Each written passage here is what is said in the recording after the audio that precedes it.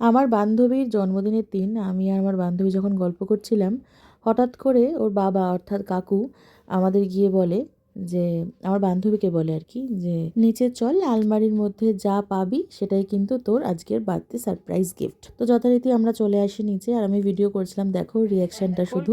ও কিন্তু গিফটটা পেয়েছে, এবার হচ্ছে আনবক্সিং করবে। হ্যালো, রিয়াকশনটা তোমরা দেখো। কলকাতা মোবাইল, এটা হেডফোন, বাবা সানপ্রাইজ একেবারে হেডফোন ওই হেডফোন না, তো ফোন না ও ফোন আছে গ্রিন কালারের। এটা আমাকে দিয়েছে রে, আমি পেলাম রে। দোকানদার বলেছে আপনার না আপনার মেয়ের, বলে আমার মেয়ের, বলে তাহলে এই কালারটা নিয়ে যান। সাদা নিচ্ছিল, সাদা নিলে কিন্তু চেঞ্জ হবে। এটা কচি কালার কথা তুমি এটা অ্যাডজাস্ট করে নাও। সাউন্ড কিরকম আমি শুধু এইটুকু দেখবো, এটা কত পড়লো।